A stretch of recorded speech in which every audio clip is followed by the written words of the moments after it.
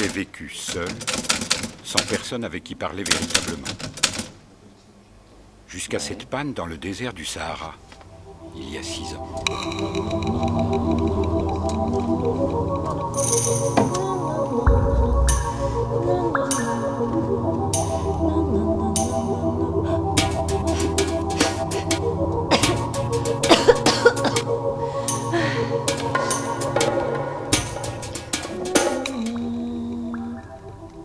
S'attaquer à un pareil monument de littérature, ça relève du défi. Il nous fallait respecter le texte, universel, et en même temps étonné. Nous avons donc cherché ce qui a pu nourrir la pensée créatrice de Saint-Exupéry. J'ai vu une fois une magnifique image. Voilà la copie du dessin. J'ai montré mon chef-d'œuvre aux grandes personnes. Et je leur ai demandé si mon dessin leur faisait peur. Elles m'ont répondu, « Pourquoi un chapeau ferait-il peur ?» Mon dessin ne représentait pas un chapeau. Il représentait un serpent boa qui digérait un éléphant. Les grandes personnes ne comprennent jamais rien toutes seules. Et c'est fatigant pour les enfants de toujours et toujours leur donner des explications. Nous l'avons imaginé dans son contexte d'écrivain aviateur, seul, dans son hangar, la nuit, devant sa machine à écrire, à la veille d'une mission, peut-être la dernière.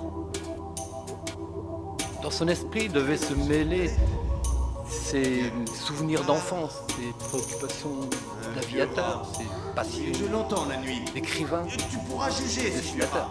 Tu le condamneras à mort de temps en temps, mais tu le gracieras chaque fois pour l'économiser.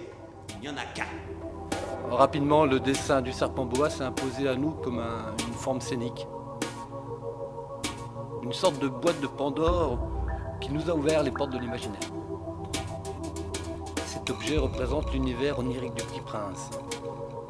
Un lieu où on peut voir l'invisible. Saint-Exupéry évoque ses premiers malentendus avec le monde des adultes et les conséquences qui furent définitives dans ses choix de vie. Bien sûr, chacun de nous vit cette confrontation entre sa part d'adulte et sa part d'enfant, ce qui, au fil du temps, dénature notre regard d'enfant. C'est la prise de conscience progressive de la futilité et de l'absurdité du monde. Bonjour. Pourquoi viens-tu d'éteindre ton réverbère? C'est la consigne. Bonjour. Qu'est-ce que la consigne? C'est d'éteindre mon réverbère. Bonsoir. Mais pourquoi viens-tu de le rallumer? C'est la consigne.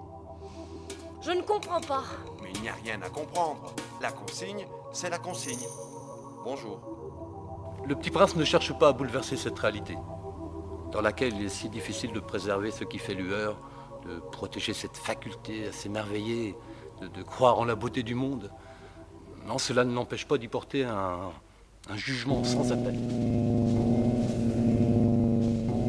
Nous avons voulu jouer sur des allers-retours permanents entre le réel, l'imaginaire, entre le passé, le présent.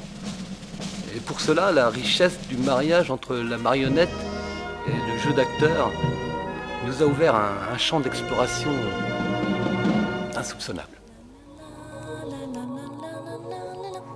Nous sommes des aviateurs. Nous avons pensé que, dans le champ des préoccupations de Saint-Exupéry, l'idée de ses amis disparus était quelque chose d'un peu obsédant.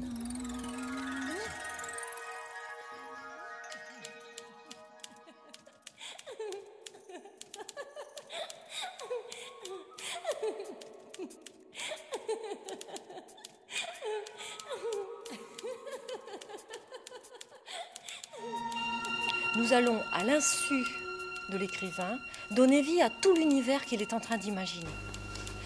Nous manipulons le Petit Prince. Nous l'accompagnons dans un premier temps comme des complices. Non! Celui-là est malade. Fais-en un autre. Et puis petit à petit, nous allons nous effacer pour retourner à l'ombre et laisser la marionnette dans la lumière. Tu n'es encore pour moi qu'un petit garçon, semblable à 100 000 petits garçons. Et je n'ai pas besoin de toi. Et tu n'as pas besoin de moi non plus. Mais si tu m'apprivoises, nous aurons besoin l'un de l'autre. Tu seras pour moi unique au monde. S'il te plaît, apprivoise-moi. Je veux bien, Mais je n'ai pas beaucoup de temps. J'ai des amis à découvrir et beaucoup de choses à connaître. On ne connaît bien que les choses que l'on apprivoise. Les hommes n'ont plus le temps de rien connaître. Ils achètent des choses toutes faites chez les marchands. Mais comme il n'existe point de marchands d'amis, les hommes n'ont plus d'amis. Si tu veux un ami, apprivoise-moi. On voudrait permettre à chacun de se réapproprier son petit prince. C'est ici que le petit prince a disparu. S'il vous arrive de passer par là, attendez un peu, juste sous l'étoile. Si alors un enfant vient à vous, s'il rit, soyez gentil. Écrivez-moi vite qu'il est revenu.